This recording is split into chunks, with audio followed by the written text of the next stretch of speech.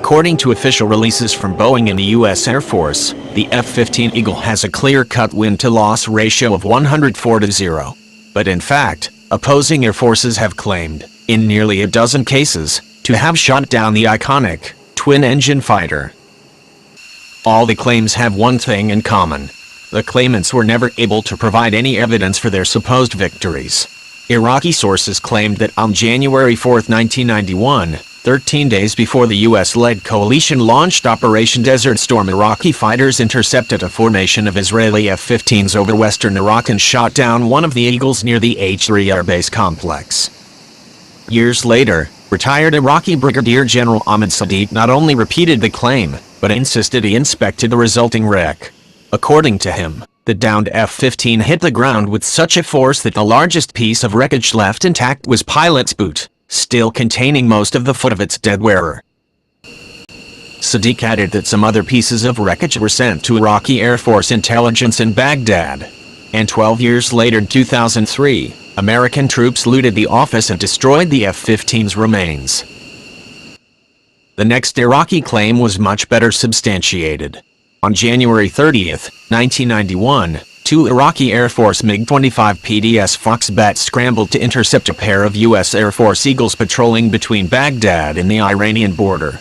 Due to atmospheric disturbances, the Iraqi ground control vectored both interceptors to a bogus target.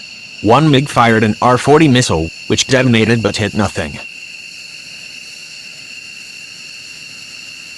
Shortly after, the same MiG-25s attacked a pair of American F-15Cs east of Khan Bani Saad. Facing severe electronic countermeasures, the lead Foxbat was able to fire only one R-40 from 12 miles. By then, one of the Eagles fired two Sparrows in return.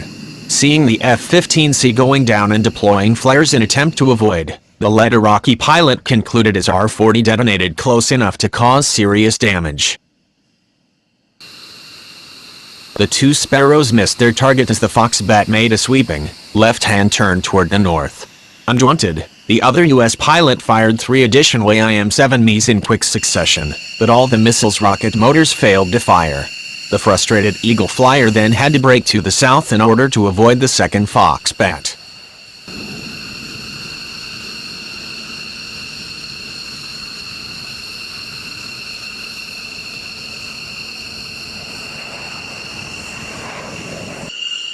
As the two MiG-25s stampeded back in direction of Tammuz Air Base west of Baghdad, they were nearly caught by another pair of F-15s. The last of three Sparrows fired at them impacted the runway 10 feet behind the rear Foxbat as it was landing.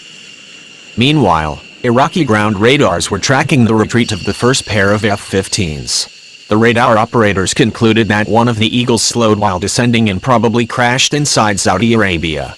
Correspondingly, the lead Iraqi Foxbat pilot was credited with a probable kill. This was upgraded to a confirmed kill after a Bedouin smuggler reported the wreckage of an F-15 buried somewhere in northern Saudi Arabia. Actually, no F-15C was shot down during that engagement, or, indeed, in any other air combat during Desert Storm. The U.S. Air Force did lose two F-15Es, one during the night of January 17, 1991, another 2 days later, but both of these were credited to ground defenses. There's no firm evidence of any Eagle ever being shot down in air combat. But weirdly, one F-15 almost ended up in hostile hands. Sometime in late 1990, during the military build-up prior to Desert Storm, the pilot of a Saudi F-15C, upset at the prospect of fighting fellow Arabs, defected to Sudan with his plane. The Pentagon issued a warning to all of aircrews about a possible rogue F-15. The affair ended in a matter of days, thanks to a quick reaction by the Saudi government. Word is that Riyadh paid about $50 million to Khartoum to return the fighter.